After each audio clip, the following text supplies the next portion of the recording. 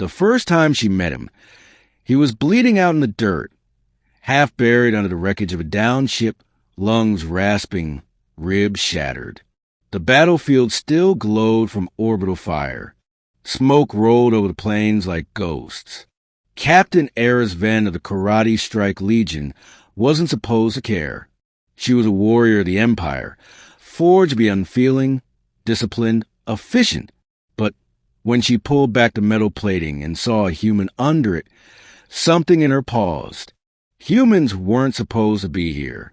They were off-world neutral, distant from the war that consumed the outer systems.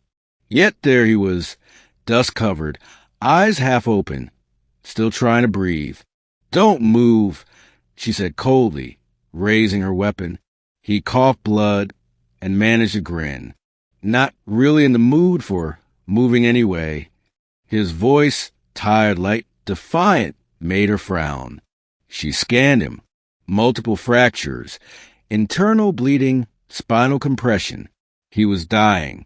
She should have finished him. The law demanded it. But when she looked at him again, she saw something strange in his chest cavity through the cracks of his broken armor, a faint blue glow pulsing between his ribs. "What are you?" she muttered. He laughed weakly. A bad experiment. Then he blacked out. By the time he woke, the sun had set.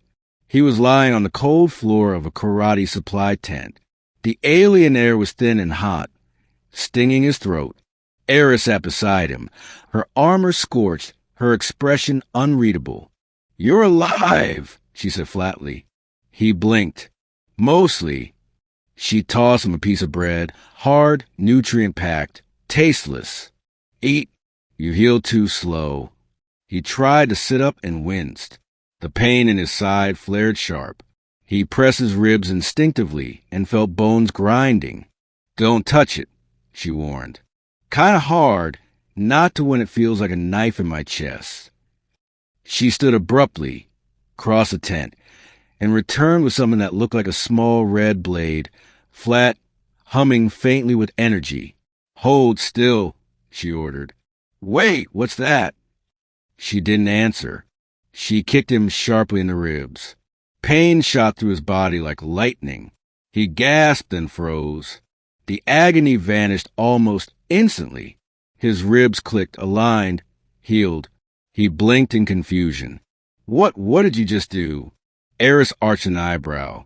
"Reset bone. You're welcome." He looked at her incredulously. "You kicked me." "It worked." He pressed aside again. Solid, no pain. He let out a breathless laugh. "Thanks. I guess." Her eyes narrowed. "You thank me for pain? I thank you for fixing it." She tilted her head slightly, studying him like he was some strange animal she'd never seen before. Humans are strange. Over the next few days, she kept him alive. She said little, moved like a shadow, and glared whenever he tried to joke. He learned her name, her rank, and her reputation. Eris Venn, the flame of the Korrathi front. The story said she never lost a battle, never spared a life. "Why'd you save me?" he asked one night, while she rewrapped the burns on his arm. She didn't look up. "Didn't." He smirked. "Then what do you call this?"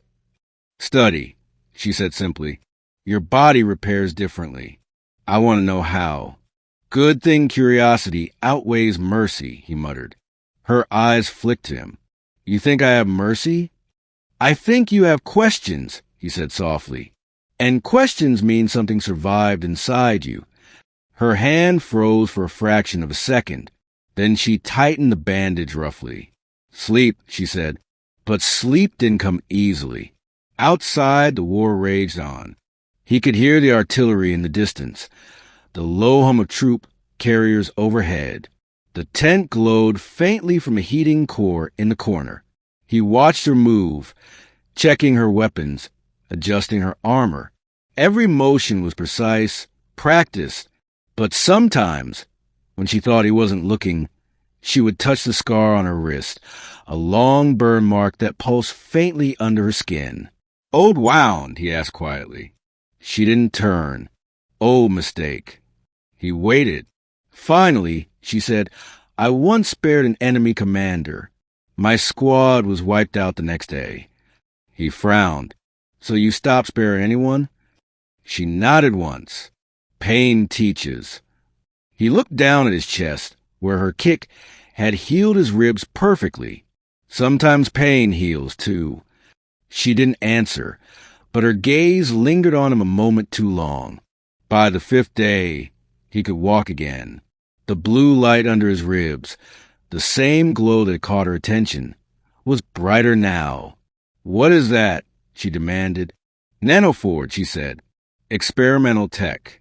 It rebuilds damaged tissue using microconstructs. That's why I survived the crash. She leaned closer, eyes glinting. It heals you. To an extent, he said, but it feeds off bioenergy. If it runs out, you die. He nodded. Without hesitation, she handed him a ration pack. Eat. He smiled faintly. That almost sounded like concern. She glared. It was efficiency. You're more useful alive. Right, he said, still smiling. That night, enemy scouts found their camp.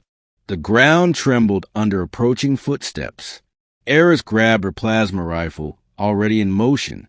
Stay down, she ordered, but he refused. I can fight. You can barely stand. He straightened painfully. Then I'll die standing. Her jaw tightened. Humans, she muttered under her breath, almost like a curse, almost like a prayer. When the scouts burst through the tent, the air filled with plasma fire. Marcus tackled one to the ground, using the fallen soldier's weapon. Eris moved like lightning, her armor igniting in flashes of blue flame as she struck. But one of the enemy grenades went off near her leg, sending her crashing down. Her armor cracked, and molten plasma burned through her thigh. Eris, he shouted. She tried to rise, but collapsed again. The wound sizzled. He knelt beside her. Hold still. She snarled. Get away. He pressed his hand to the wound. The nanoforge in his chest flared, blue light spreading through his veins and into her flesh. She gasped as the heat died, the pain fading. The skin knitted closed, leaving only a faint mark. Her eyes widened. You shared your energy, he panted. Yeah, guess it works both ways. She stared at him for a long moment. Then very softly she said, Thank you. He smirked weakly. You're thanking me for pain? A faint smile tugged at her lips. For fixing it. After the battle, they fled together. Two soldiers from opposing worlds, bound by injury and strange respect. They crossed scorched valleys, shared rations, and fought off scavengers. By the time they reached the neutral zone, the war had ended. The Korrathi and Terrans signed a ceasefire. When the recovery ships arrived, Eris turned to him. When they ask, I'll say I never found a human survivor. He frowned. You could have killed me. You could have left me. She met his gaze evenly. I didn't either. He smiled. Guess that's mercy after all. She tilted her head. Guess pain teaches differently for humans. He extended his hand. For both of us. She hesitated, then clasped it, her grip firm, warm, steady. For the first time, she didn't feel like fire. And for the first time, he realized that sometimes the sharpest pain doesn't come from broken bones, but from learning to trust the one who broke them and made you whole again.